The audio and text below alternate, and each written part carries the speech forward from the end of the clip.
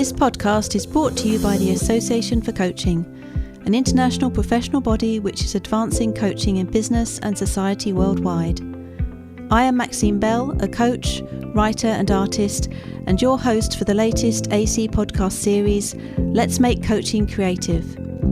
In this series, I'm having inspirational conversations with innovative, passionate coaches who use various creative tools with their clients. They will share their journeys, insights and expertise currently so relevant in a changing, uncertain world. We hope this series opens your eyes to new ways of coaching that allow both us and our clients to bring together all that we are. Welcome to the final episode of our podcast series on using creativity with coaching. Let's make coaching creative.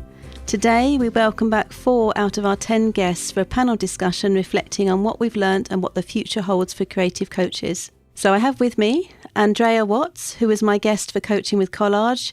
She is a coach and the creator of the Collage coaching technique, a unique creative coaching tool. She delivers ICF accredited training to coaches and guest lectures at City University. Her book, Collage is a Creative Coaching Tool, a comprehensive resource for coaches and psychologists, will be published by Routledge in July this year.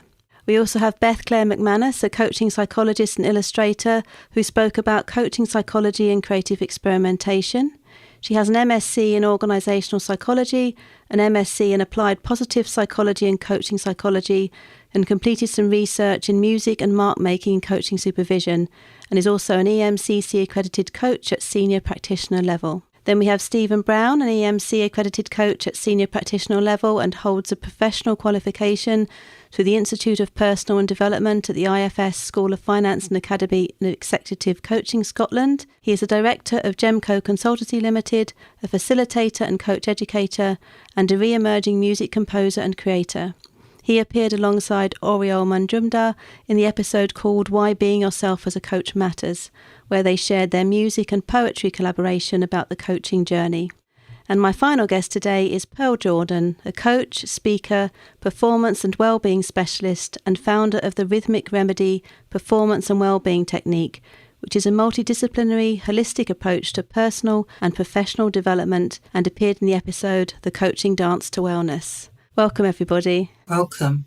It's great to be here. Thank you. Thanks for having us. Hi, everyone. It's really great to have you all back. Now, this podcast series has been quite a personal one for me because I, like many, have a creative story where I suppressed or ignored my creativity for many years because of various false beliefs about being responsible, not feeling good enough, and worrying about what others think far too much. And when I became a mentor and a coach, I struggled to find my voice and feel authentic. And it wasn't until I experimented with using art and music did it really come alive for myself and for my clients. And it opened up my world and my soul. And now I'm finding myself bubbling over with creative ideas, but also noticing creativity in the world every day. And that included in coaching. And as I think I've said to you before, I had kind of 3 main goals in creating this series. One was to open up the idea of being able to coach in a different way, in a creative way, to allow other coaches to find that authentic expression for themselves as a coach, which is where I believe, and I know you agree with me, where we have the greatest impact. And the second goal really was that the world's very troubled, and I think we need a whole range of skills and coaching offers so that we can support change in any group or any context really as coaches, as well as also help people with debunking some of the same myths and false beliefs that I dealt with, the idea that creativity is fluffy or elitist, that it's only for certain groups. For example, it's not for corporate, but also that it's not scientific and that it doesn't stand up against other coaching philosophies and tools because of that. I feel, between you all and the other guests, that we've tackled a lot of that to some degree. But I wondered what you felt, any of you, about other challenges that we might have in this field, or what you thought about those particular goals, but the challenges we have for coaching or the coaching profession in embracing creativity with coaching. If you had any thoughts on that, Andréa? Yeah, one of the things that I was thinking about as you were sharing the challenges we face was around people's conception as well of creativity as being art-based, part of the creative sector, and that if you're not good at poetry, dance, music, art, then you're not creative. and this isn't true. And when I was speaking to you in my podcast, I was talking about the cognitive creativity and understanding how that works, and when we can also tap into that, the enormous value that brings for clients around understanding that they can problem solve, they can creative problem solve, that they do have the answers, that there is a process to go through, and if they can get through each of the stages and understand where they are in that process, then it can help them move forward with their goals. So I think that is a big challenge. And when Beth and I were talking, one of the things we said was, people say, oh, I can't draw. And so this barrier goes up automatically, based normally around things that happened at school or whatever. But it is that idea that creativity is arts based, I think, is quite a challenge. Yeah, and I know, Beth, you've done you've done research, so you have in a way, a scientific approach. Did you have any thoughts about that particular challenge? That some people might think creativity is slightly fluffy in some ways and hasn't have a scientific background, basis for it. Yeah, and I think as a psychologist, I get this both barrels, because people don't see psychology as proper science. It's not sort of got the rigour for some people as, biology, chemistry, some of the other more traditional sciences that you would spend time learning as a young person, and that are maybe perceived to be more complex, but also more kind of facts and data driven. And so I think being a coaching psychologist and identifying as someone who's creative and having an arts practice, I sort of have it in all fronts, that people don't necessarily take it as seriously as other things. And for me, kind of let people think that I can demonstrate through the work that I'm doing the value of it. And I'm really confident that what I'm doing is evidence and data based. And so the right people will want to work with me, and people who don't want to work in that way might come round to it. And, there's a piece to be said about advocacy and wanting to really promote that what I'm doing is based in data and evidence, but also it's playful and experimental. So it doesn't all have to be for everyone. There's a balance there. So that's a very roundabout way of kind of saying that, yes, that is a challenge, but also I don't think it has to be. I think we can just choose to work in the way that feels right for us. And I have total confidence that the right people will find it and value it and want to work in that way. And, evidence in this room and the other guests that you've been speaking to, that there's lots of people working in lots of different ways. We all have commonalities, but we all have difference as well. And I think that's really exciting. You wouldn't want everything to be a carbon copy of the same thing. So, yeah, I think it is a challenge, but I also think it's something to embrace. Something that I've been reflecting on a lot recently, and it goes back to a point I think you made, Andrea, there as well, about as coaches, and I don't know why this hasn't dawned on me before, quite honestly, but my ask of people I'm working with as a coach has been to be creative. Maybe not using those words, but to experiment, to walk in the water with a topic or a thought or a feeling or whatever it might be. So it kind of stands to reason that where it's appropriate to do so, we match that request and positive challenge to be experimental and creative with something that's just beyond cognition or beyond a discussion, beyond verbal. But I completely agree with Beth as well. It's, if it's not for you as a coach, if it's not for you as a client, then that's fine. There are many other ways to approach creating insight and reflection. But yeah, it is a funny one. There is a kind of, for me at least anyway, an irony there in that realising that my ask of other people is to be creative. So it would be nice to have something in the toolkit to be able to match that. Yeah, that is a good point, isn't it? That we're not saying that creativity is for everyone. What we're saying is this is an option. This is how we want to work as coaches.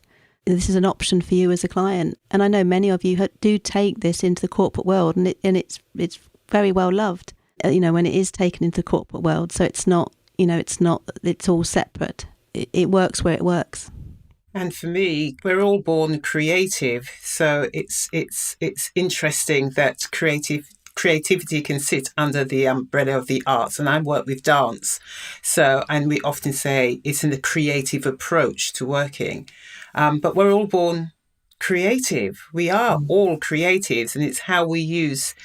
What is creativity if it isn't exploring maybe new ways and new avenues of doing something or having realizations. And we're doing that all the time. My brother-in-law, who's a gas engineer, is constantly being creative around plumbing and do you know what I mean? So we're all born creative, and I think the important thing is to have that recognition and that understanding. You know, it's like creativity is your birthright. It's yours. You come with it. And then it's how you use that. But also you use from a dance perspective. You know, my thing is I hear, but I can't dance. You know, I've got 2 left feet. And I say, can you walk? Yeah, well, come on, this is the space for you, because it's no more complex than musical statues. And it's about having fun. And the joy for me from that perspective is helping individuals to realize that through play, and they're giggling and laughing so much, and things suddenly open, you know, doors start opening for them. And then they suddenly realize, oh, this is what it means to be creative. This is how my creativity is showing up. Through laughter, I'm learning new things about me. I'm allowing myself to be that child again. Once they get over the 2 left feet thing, it's much easier. But there's always that barrier around saying using movement and dance as a creative tool. There's always that, but you can nip that in the bud quite quickly. Well, this is how ingrained these beliefs are, Pearl, because the minute you start mentioning dance, even though we're here on a podcast and I'm talking about being open to creativity, the thought that went through my head is, I can't dance. As soon as you mentioned dance, that was the first thought I had. So it's really interesting, isn't it? Yeah, it's the whole concept and the story behind dance. And actually, I've explored the word movement versus dance. Yeah. Because I for me, they're one. There is no difference. But I recognize that there is a huge difference out there. So dance means steps, is what I've been told. Choreography, being on stage, and movement, well, you can sort of throw your arms around a bit. So there's this, which is why I always say movement dance. And as soon as possible, for me, it's about helping individuals to understand that they're one in the same. You're moving. And it's about moving in your own uniquely special way in my space. That's how I work with dance. Soon people get into that, comfortable with that. And it's about the education, isn't it? For all of us as coaches working in this way, it's about the education and how we share our way of working and help people to open up their minds, I guess, and their preconceptions to what it means to be moving to funky music or silly music or whatever, and then to call that dance. So, Stephen, thank you. I love the fact that you admitted to that, because it happens all the time. And for me, you know, Maxine, you mentioned about your voice as a coach. For me, when I realized that this is how I wanted to work a lot with my coaching, it was really difficult, because people, exactly that, you know, how do you use dance? And all the barriers would go up, and I would run away because I didn't have the confidence. I didn't understand what was going on because I was exploring it myself. So I would effectively run away and hide. Like, no one understands me. I don't even understand how is it that I'm even doing this thing, you know, until such time where I started to see the results. And I thought, oh, right, you just stay focused, Pearl, Jordan, and keep on going. And now it's so clear. It's just like, I dare anyone to come into my space and try to interfere with what I know and what I've witnessed and the transformation that happens through movement. So now I have the confidence to share my voice openly. Yeah, which is what Beth, as you said, what Beth was saying. My experience was similar to yours in terms of the arts.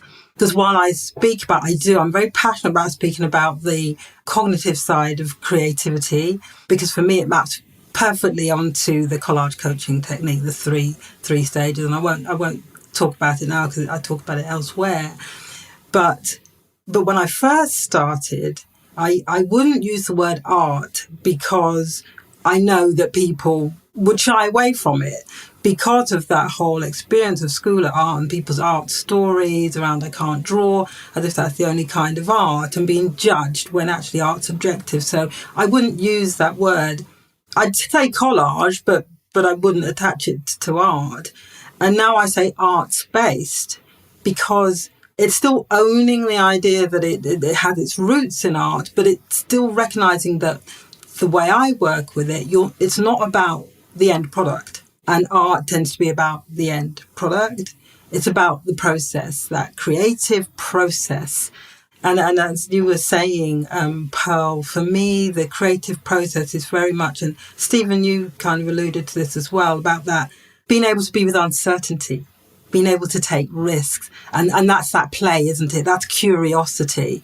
And when we can be in that space and move away from yes, no, right, wrong, it leaves space for more inquisitive inquiry. And when we do that, that's when you get new insights. That's when you get new perspectives. That's when you get those aha moments, because you're not looking for a definite outcome.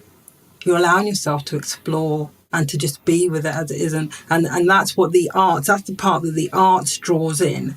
Because when you make something as an artist, you naturally do that. You know it's not going to be exactly as you imagine it in your head. You're willing to play and see. And that's part of the fun. Or what happens when? What happens if? And that's what we're doing using collage, is bringing that into the coaching space. And I'm sure it's the same for you, Stephen, with the music, and Pearl, you with the dance. We're bringing that into the space. So, like you, that educational piece for potential clients, for other coaches, about what creativity can be. I'm not going to say what it is, but what it can be for clients, what it can be for us. And definitely I love the space I'm in now. Like you've seen the massive transformations for clients, and very, very quickly. So yeah, very similar experiences, which is what Maxine was saying at the beginning, wasn't it? Similar but different. It struck me just now that I sort of have two generations of creative coaches here in a way. That Andréa, you've been 10 years doing this, haven't you? And Pearl, you've been doing it a while. And then we've got Stephen and Beth, who are sort of newish in doing it and trying ways. I just wondered if you felt that, Beth, that sort of the people that came before you. And have they made it easier for you, or are you still facing those same challenges that Pearl and Andréa have spoken about? I think it's an interesting question, because I think when I first trained as a coach really coincided with when I found an acceptance that I was creative and found that I could draw and had an illustration practice. And so the two are very, very closely intertwined for me. And I think as a result, from very early on in my coaching, I was looking for and very inspired by people who were working in that creative way. And I think for other people, perhaps it comes a little later. It's kind of, they're learning coaching and then they get into that exploratory phase. But because my rebirth as a coach and this sort of rebirth of creativity and actually an acceptance of creativity as part of me, I would have always said, I'm a creative thinker, a creative problem solver. I would never have felt that I was creative, and again conflating that kind of art practice with creativity. And although it manifested in illustration, it was beyond that. It was more just an acceptance of, actually I can relate to the world in this creative way, and that's how I relate to coaching. So it's really difficult to answer, because I've always been looking at what people are doing, and I've always been really inspired by what people are doing in coaching that is a little bit different. I've never felt particularly enthused by traditional tools and models, and wanting to kind of groan when I see the same reflective cycles and tools and things kind of trotted out, although they have their place, and actually sometimes I will use them. So that I've kind of come full circle on that. I've had a wholesale rejection and then come back to actually sometimes you just need an old faithful when someone's in a particular space in a session. But I think that for me, what I see is that for those who've been doing it for longer, I think there's a reputation piece there. They've been doing this for a long time, they're getting results, and therefore there's probably more trust and faith in people's approaches, such as Andréa and Pearl. Whereas for myself, I think because I'm quite experimental and playful, and I'm sort of changing up what I'm doing all the time, I'm not sort of trying to build and grow on one thing. I'm sort of flitting from place to place. I would imagine that some people find that really appealing and other people find it really difficult to engage with. I don't necessarily have a solid thing or offer that people can really tap into and understand. And, the sort of research that goes behind Andrea's work and Pearl's work, from doing it for so long and working in that same medium for so long, although it's not a simple process, it's allowed them to get real depth. And I think I'm currently in that real breadth space. So it's quite a different proposition probably for me. So yeah, I think there's lots of inspiration to take and reassurance, I think, from me, that people who've been doing this for longer have stuck with it, that they haven't just started doing something and then found actually it worked for a bit, but actually I don't know that this is really a thing. That there's evidence there that this really does work, and we can do really deep emotional work with people with using creativity. So yeah, I'm just very inspired and interested in everything that creative coaches are doing, really. And Stephen, you're maybe the newest one in bringing creativity into your coaching. How does that feel for you, listening to people that have been doing it longer? Prior to, as anyone who listened to the episode with me and Oriel will know, prior to using music as a reflection for me as a coach on my coaching practice, I hadn't realised that this network of creative coaches existed, quite honestly. I mean, it was, I suppose my coach training was quite traditional, which was back in 2015, in the sense that I was working in a financial services organisation, an internal coach. It was executive coaching is how it was badged. And we were encouraged to do creative things like visual cards and work with metaphor and all those sorts of things. But I think quite quickly, unlike Beth, who you sort of had that creative I love the fact you call it a rebirth, by the way, that's great. But it sounded like the creative stuff and the coaching happened at the same time. I think looking back, it seems like I got into a very traditional rut quite quickly, and only in the last sort of 6 months or so have I had my rebirth, Beth, I suppose. But I completely agree. I think it's the confidence and the credibility to be able to present your ideas. Pearl with the dance, Andrea with the collage. It's having. I love the way you've described, Beth, the depth, because I feel like I'm in the breadth at the moment completely. To be able to substantiate and feel credible in myself to present this as a way of working where it's appropriate to do so, but balancing that with, one, the encouragement from the people within this community, which has been hugely inspiring, but also the excitement as well. It's something new to keep you interested, and of course for all of us it's a passion, isn't it? The creative tool we're using is a passion, so to be able to tap into that with the job that we love doing it's a win-win, really. So but I am right at the beginning of the journey, you're right, so a long way to go yet before I'm anywhere near Pearl and Andrea's experience. Stephen, that's so exciting. I just think that's really exciting, being at the beginning, because there's so much to learn and share, and yourself. If your journey's anything like mine, I changed a lot as a result of coaching with collage, because I use it myself all the time, like hundreds of collages, and it changed me, and also. So the collaging changed me as my self-awareness grew, but also in terms of, that confidence piece. I guess it's a bit like what Pearl was saying, in that the more I did it, the more I saw results, the more I was able to stand in my space and have my voice heard. The book really helped with that, because when I was writing it, I was having to really consolidate and think about what is this? What does it look like? What does it mean for people? And so it gave me this language that I've been able to just keep using and using. So I think you'll find similar, and I think it's worth mentioning this for anybody out there who's interested and curious and keen to do something creative in their coaching, to have the courage that you're showing, Stephen, and Beth are showing, to just be out there and trying. Because that's the only way you can really grow. If it's not already there, you can't go and do training. I mean, I train people now, but I couldn't train to do it. There was nobody doing it. So it is about trying and being creative as you do it, playing, being with that risk and everything. So, I'm just really excited to see where you go, and that you've got a community already to go into, because that was one of the things that I definitely struggled with, was looking and there's, 10 years ago, who? No.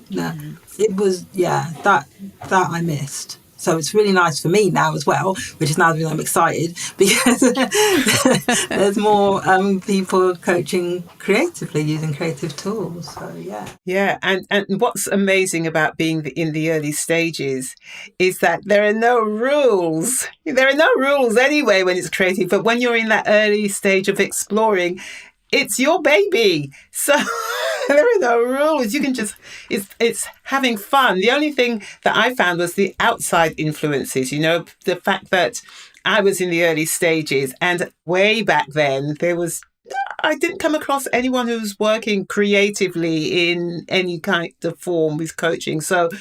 So on one hand, it was exciting because I had the freedom to explore what it meant for me. On the other hand, it was nerve-wracking because everyone was saying, "What are you on? What is she talking about?"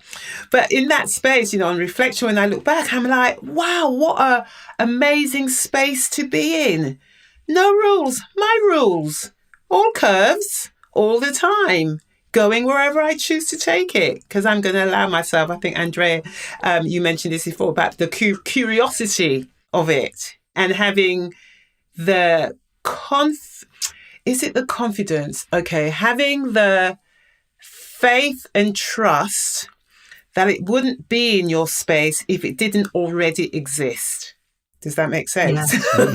Yeah. It's already present, and it's like you're growing into the space of it.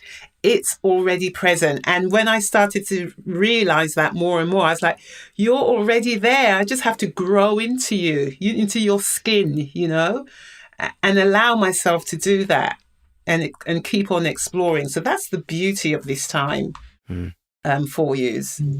Yeah, so keep on enjoying and playing with it. I just hear you talking about it as well. It feels quite rebellious. I don't know if that's, do you know what I mean? Against the traditional models and structures of coaching, to just do something a bit different, which again is pretty cool. And also one of the things I found with the coaching, so, Beth, you mentioned this, is it's that these rules, of course we all have to train. Of course you want to know the foundations and all of that stuff. But I do struggle when I hear coaches say there's one way of doing things. Oh, you shouldn't have a call that lasts more than this time, or all these. It's just that we're all unique. So we'll do what we have to do. It's all about results and how we are sitting in our authenticity in that space. And so, of course, it's important to learn, but we've got to fly with it. We've got to allow our wings, to get on the wings and see what it brings for us in our unique way. And I think as soon as I made that commitment to it, I thought, you can say, so I just go, la, la, la, la, la. And like children go, la, la, la, la, la, la, la. And people start dictating and saying how I'm supposed to be showing up as a coach. Or am I a mentor coach? And whatever it is in that moment based on who's in that space. That's it. Providing I'm holding the space and I'm seeing the results. Yeah, what a lovely space to be in for you both.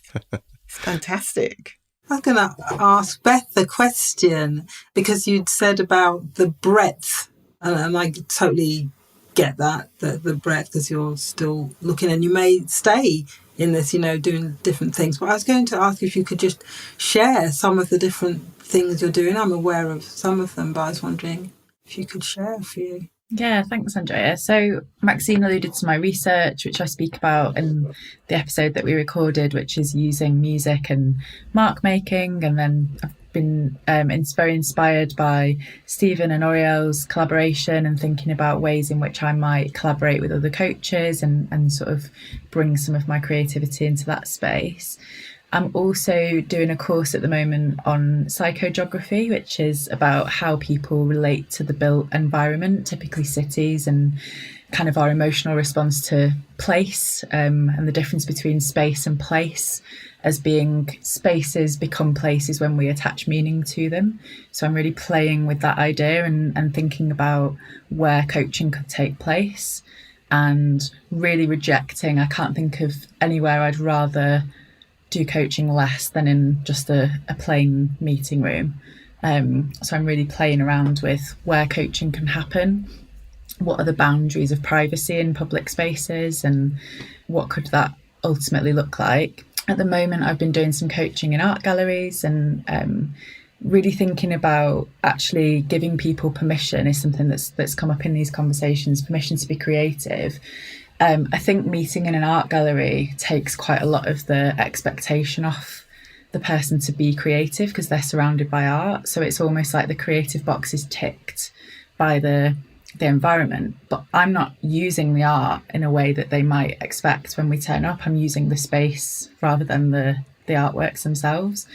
So yeah, loads of different loads of different things really, and I'm really thinking about creative reflection. I went to a session earlier today actually as part of the EMCC conference about creative reflection that was talking about lots of different tools and ways that we can reflect, and that's an area for me that I haven't quite scratched that itch. I keep coming back to those two words together, but again I'm kind of rejecting the idea of there being a sort of set or formal way or something that you sit down and do. I really want to kind of, probably to what you were speaking about before, Pearl, about movement and really helping people to get into their bodies. There's something there that is sort of just slightly out of reach. It feels like it's just sort of over my shoulder here somewhere, and that'll come into view at some point. So yeah, that's just a small bit of my very busy brain at the moment and what I'm thinking about. Okay, thank you. That's just walking your walk, really. That's being creative as a creative coach, isn't it? It's like, yeah, experimenting. Just listening to you all, there's a couple of themes that have come throughout the whole series. One is about courage, about daring to be different, I guess, about finding your voice and having to block out some of those external voices. That's very much, I think, in all your stories. And it's something that was discussed with Stephen and Oreo as well in quite a nice way in their podcast series. The other thing I was thinking about was connection. That's come through as a theme about us connecting to ourselves, our authentic selves as coaches, in our finding our creative expression, which connects with the voice bit that you mentioned, Pearl. But I was also just getting really excited by our connection because I feel really connected to you all from having interviewed you all. I've connected you all with each other recently.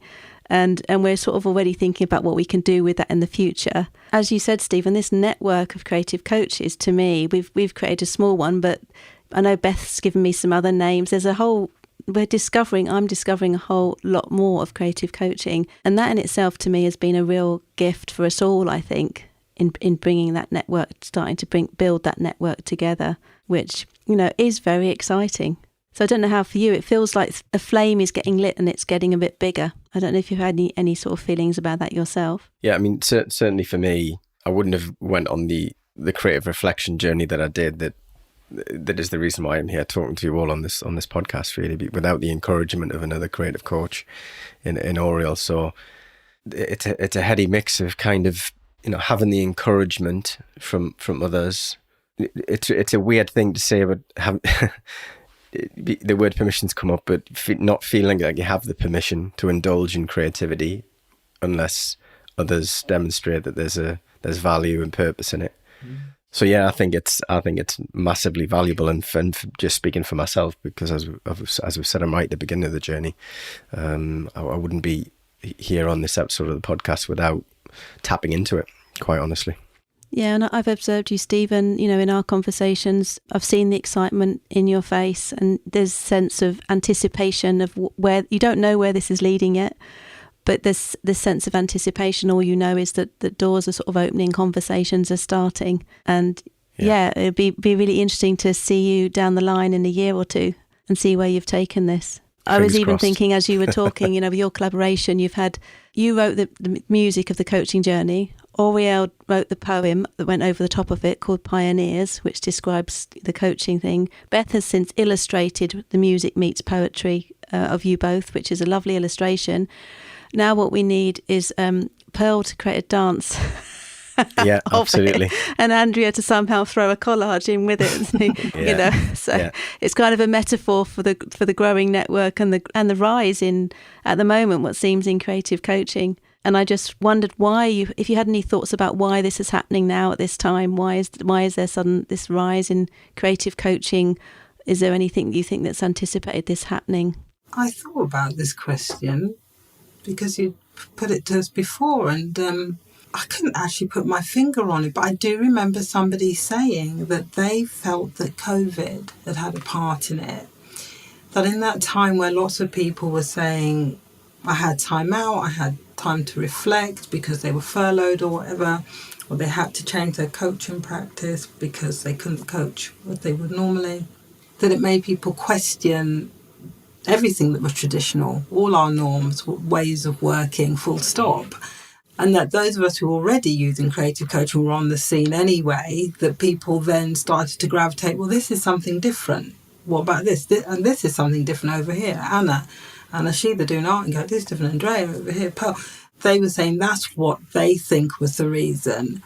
And I thought about it and I thought, I can see how that would be. I mean, I've definitely noticed an upsurge in the amount of people interested in my training and in workshops, coaching groups since COVID. It was happening before.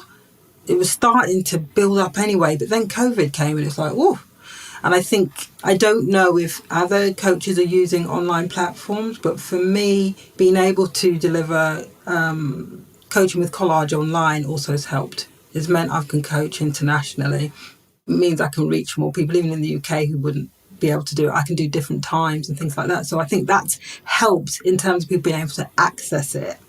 So I think those two things for me are probably what I would identify as the reason for it. Yeah, I don't know what the others think, but yeah, I definitely think COVID and thinking differently about everything helped. Yeah, I would agree. Actually, I think I don't have any research or anything to back it up other than just sort of lived experience of coaching people, but the topics have shifted a lot to be at the more existential end of the spectrum, I suppose. That's been my experience of it, and I think you're right. I think it has forced people the last couple of years to really question things, questions of identity, purpose, direction, those sorts of things. And for me, again, not to repeat myself, but obviously I'm at the beginning of the journey. What that forced for me in the last 12 months is to start to really develop more of a different approach. So I'm taking, a flavour of Gestalt a lot, where it's more about acceptance and not rushing towards change. Change will occur, and I think certainly getting into that mindset has helped pave the way for something more creative, because it's exploration. We don't have to find the right answer in this session. We can just be, and just, we accept where we are and we start from there, and all those other great sort of lessons that philosophy teaches us. So, but yeah, I'd completely agree, Andrea. I think the way the world is, if that's not too grandiose a statement, has probably changed the reasons that people come to coaching. Yeah. Freedom, the word freedom comes to mind. We've just been through this phase, and COVID, I agree, has played a huge part. And I think whether it be on a sort of unconscious level, that we've all experienced what it means to be prisoner in a way, in many different ways over the last few years.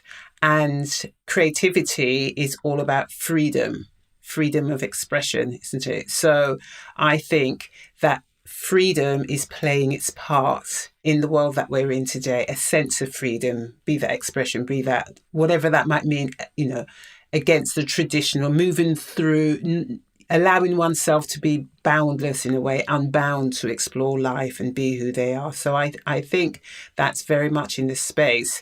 And I am amazed at the level of coaches using a creative, their unique creative way, and being part of this series has just blown my mind. I'm like, because for so long it appeared to be myself, and then I met Andrea, so the two of us.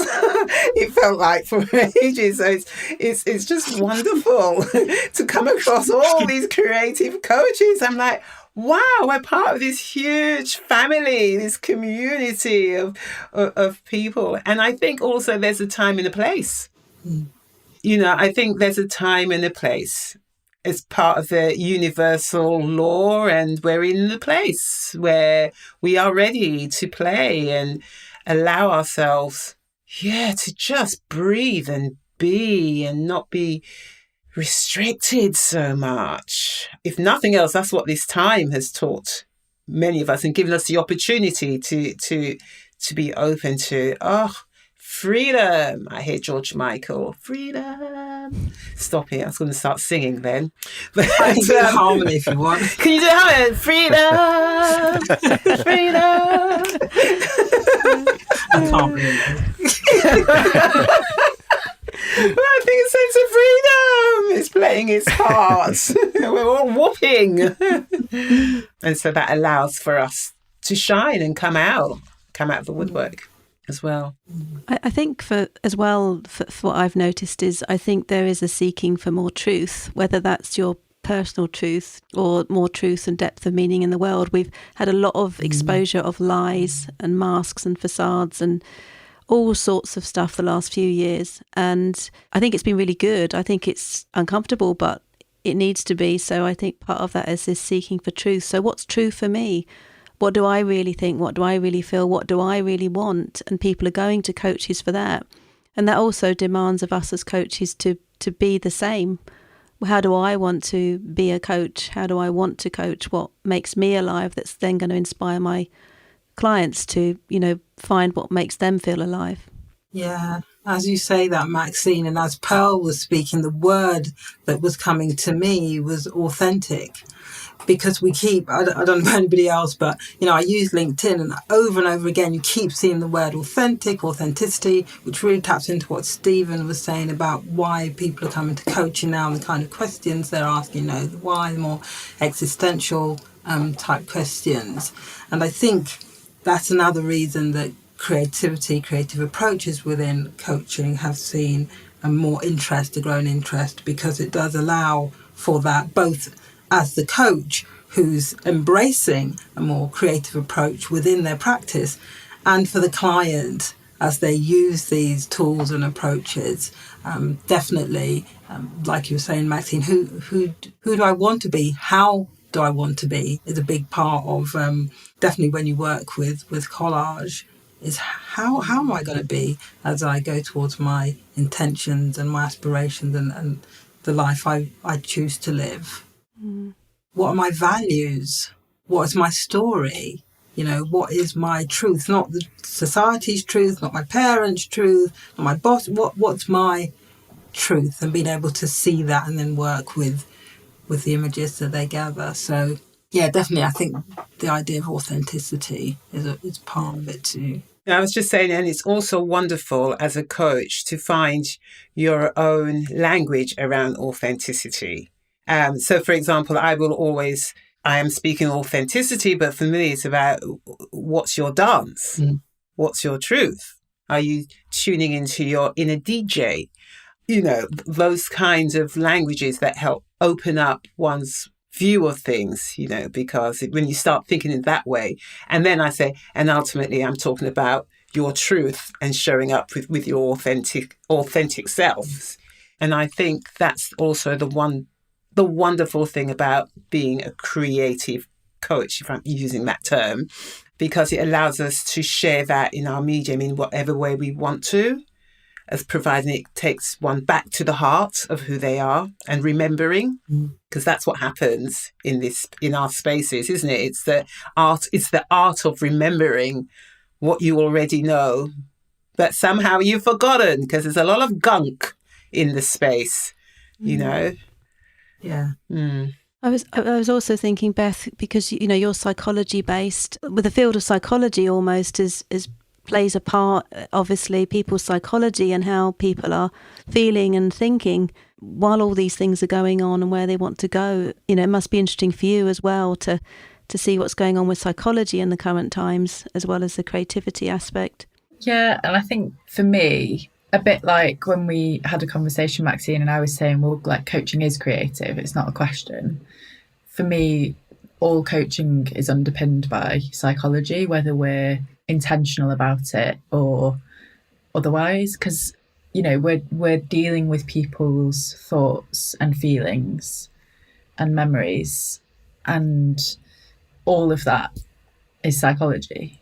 We're studying the human mind and the human experience, and even if we're working on a one-to-one basis, we're asking people about their relationships with other people and how they relate to the world around them in different situations. So I think I was saying that the kind of the creativity and the coaching is intertwined for me, but I think it is as a whole concept, and similarly with psychology. And I think echoing what others said, there's something for me about just feeling like you're in the space that you're supposed to be in. It's so obvious to me. And that's in no way to say that if it isn't obvious to someone else that they don't get it, or I'm just in a different space right now, and it probably wasn't obvious to me 5 years ago. So yeah, I think when we're looking at what research is showing us and what people are able to explain, a lot of psychology is kind of common sense. And I think that's why people, circling back to that earlier question about do people think it's fluffy and not serious about creativity, and I was kind of drawing that parallel with psychology. Often when there's these big psychological findings, people are like, well, that's obvious. Of course, that's what they found.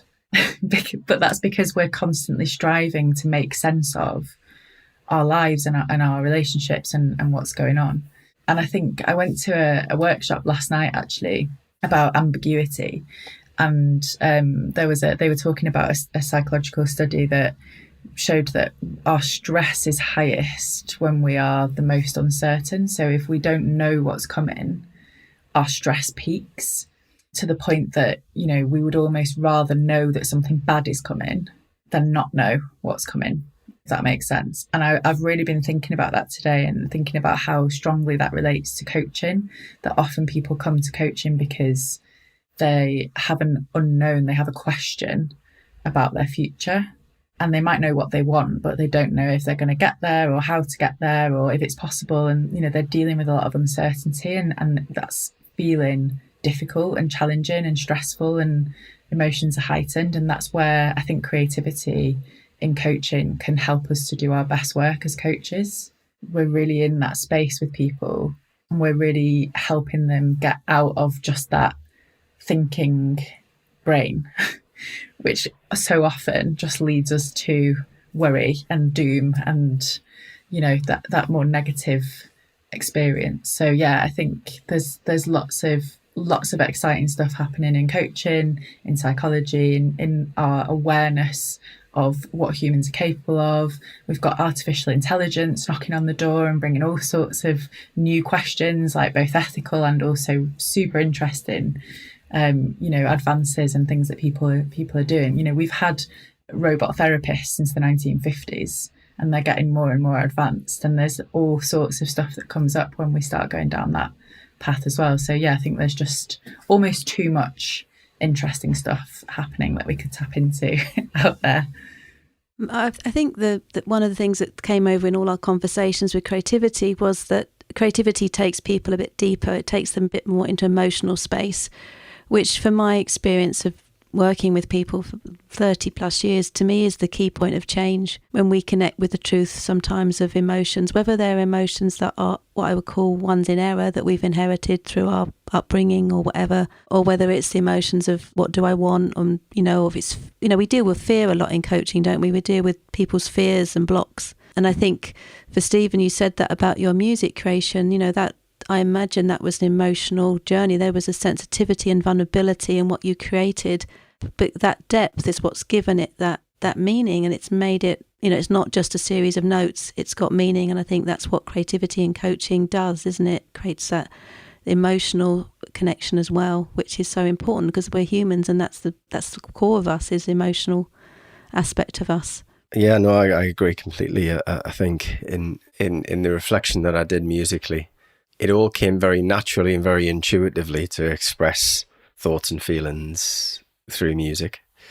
The scary bit came in sharing it, but I was running a session today discussing the piece of music, and kind of one of the participants commented, which really forced me to reflect actually, and she said it had never occurred to her to create something tangible as a reflection, because normally a reflection is either a fleeting thought or scribbled on a pad and stuck in the drawer, I think she said, that type of thing. And it made me reflect on my experience with this so far, in that you can revisit that reflection, that thing that you captured, you can revisit it because you've created something, whether it be an illustration or a collage or a dance or a piece of music. It can be revisited, and it's almost the reflection matures, if that makes sense. All those unconscious choices that you made, like a lot of things, you revisit them, you keep making more sense. So it just prompted me to remind you of something that was said today that really forced me to think about the value, because I don't sit listen to that piece of music all the time. I'm not that indulgent, I promise you. But I'm forced to with some of the things I'm doing at the moment. It's very joyful to do so, if not a little bit exposing at times, because it's a bit of art that you've created. But the more you listen to it, the more it adds layers, I suppose, when you've got that tangible thing that you've created. Yeah, and I absolutely have to jump in here and just echo what Stephen's saying, because that is one of the, if you're going to use like marketing language, one of the unique selling points of coaching with collage is that tangible output, that it does keep speaking to clients. It is a point of reflection. I always get clients to date the back of it because it acts as a baseline. If they create another one, they can see what's changed, they can see what's the same, they can see the themes running through. And because it's metaphors, you talked about metaphors earlier, didn't you, Stephen? Just touched on it. Because it's metaphors and symbolic images, they do create new meaning as well after time. And it's a moment in time when the client creates it. So then when they go back, they might not feel the same and they can see where the shifts have been. But in connection to Maxine's point about the emotions, you know, there is science, and I'm sure there's science about music, because I use music when people are creating the collages, because it can affect our emotional state, it can alter our mood states. But there is science around why images tap our emotions. And again, I won't go into it now, but because clients are working with images, and it'll be similar with Pearl, I guess, because it's that embodied knowing through dance, it taps our emotions. And so when clients are working with it, it's easier then to express themselves emotionally, their feelings and their thoughts, because the images are holding those for them. They're not having to think of it randomly. They're gathering the images first, and then the images hold those meanings, those abstract thoughts and feelings that they might not be able to explain without an image, without music, without dance. So yeah, that emotional side is really important. And, you know, we know that behavioural psychologists tell us that the actions we take aren't based on, you know, rational thinking. It's based on how we feel.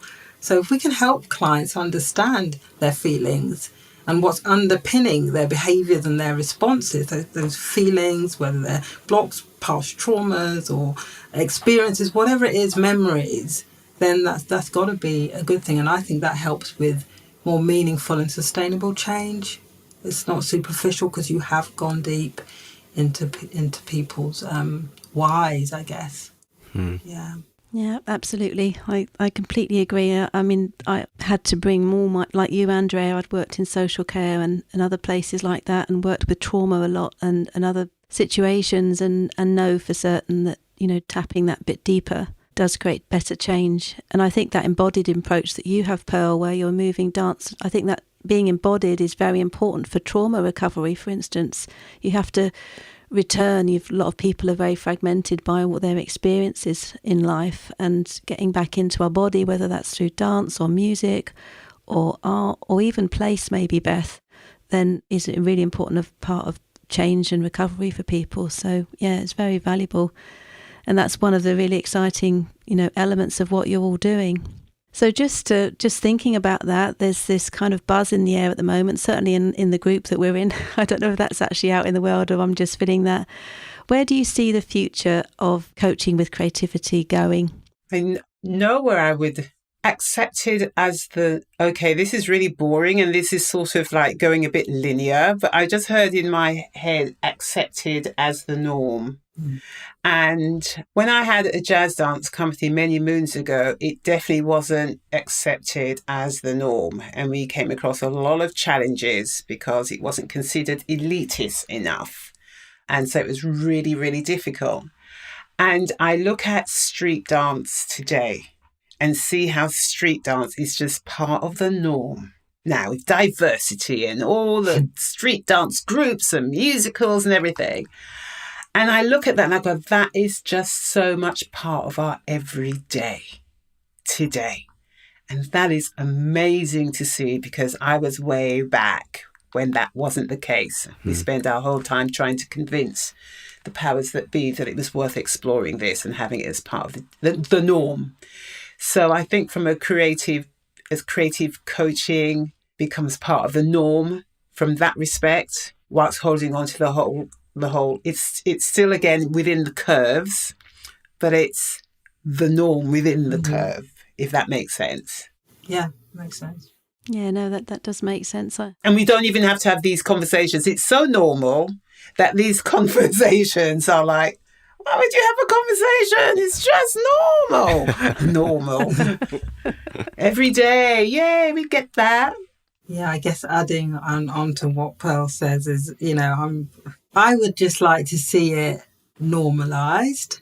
So much so that it's taught the EMCC, AC, whoever trains, coaches, it's just there. It's on there. It's not like I come in as a guest speaker, guest lecturer, or any other creative person. We're actually part of it. Not necessarily me, but somebody who's using a creative approach. It's just part of it's what you learn as a coach. It's part of your learning. Yeah, like part of the grow model, whatever, but it's creativity.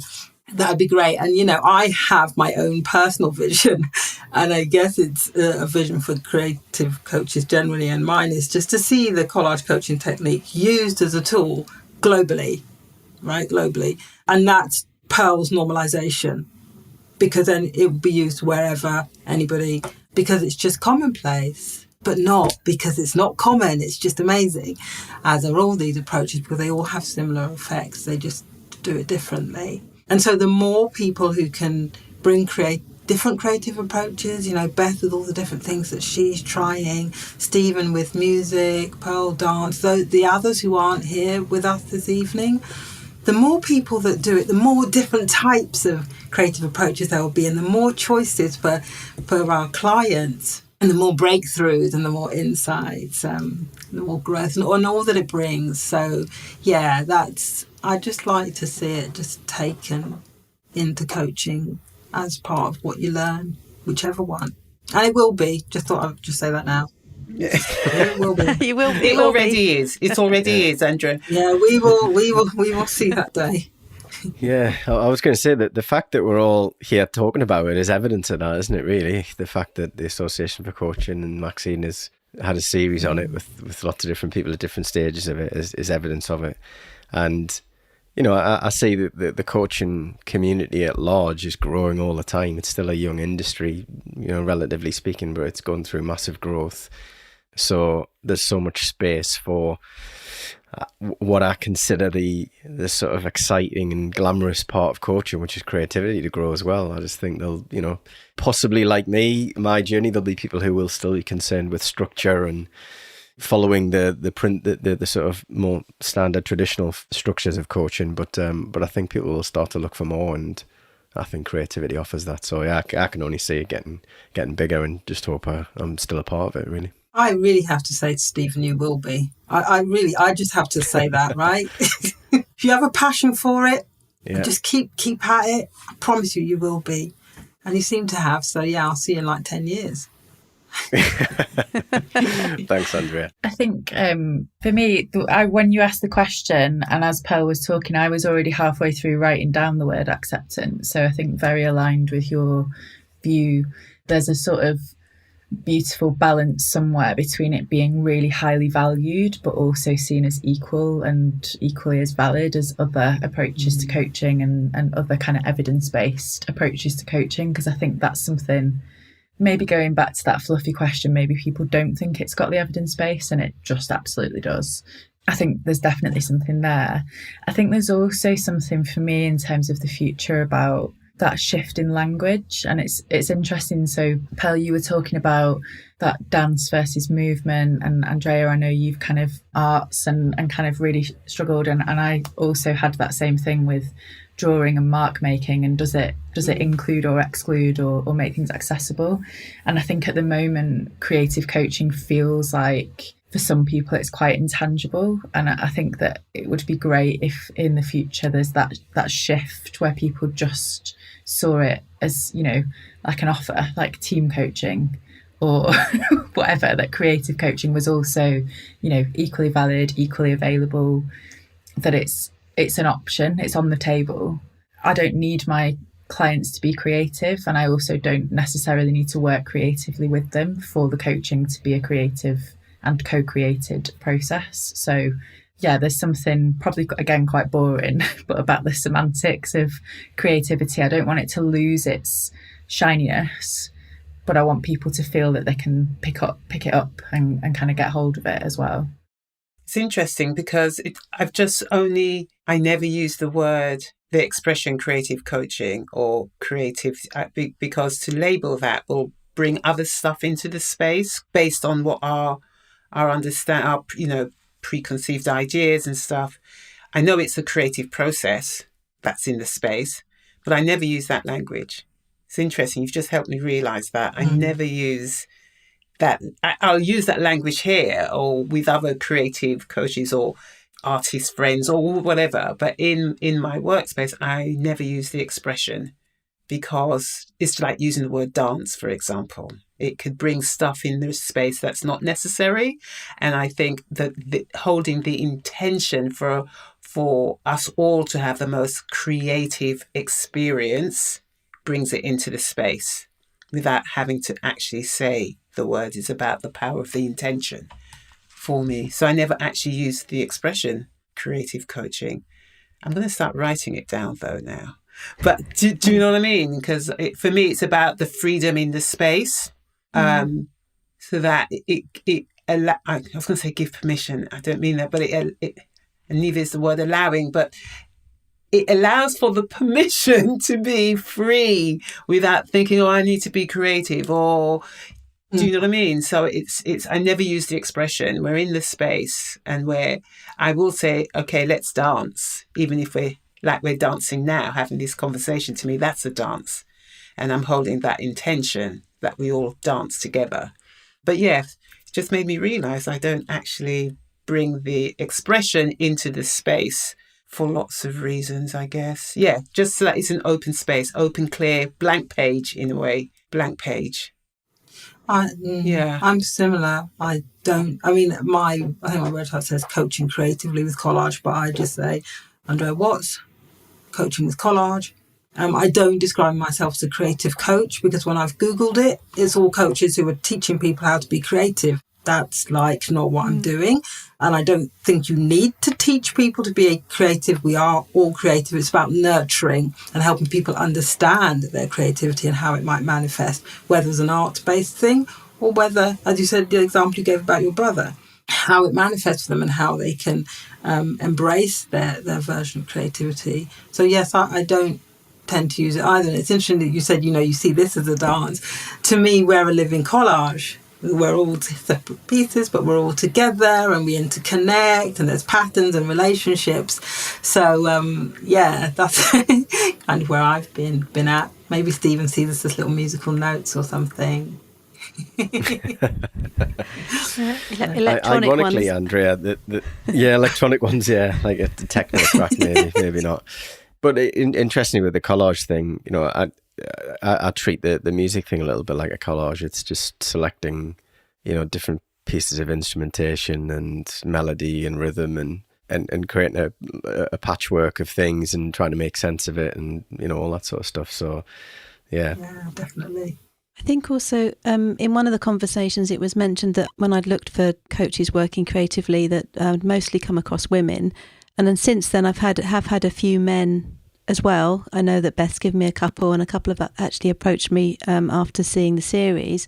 I wondered as well in the future, from your point of view, Stephen, is there a difference being a man and trying to be creative, do you feel? Or is that just, I don't know if that's true or not. I just wondered from your point of view, you said you were this guy, this man from Yorkshire. There's this kind of cultural thing for you about what a man is from where you're living.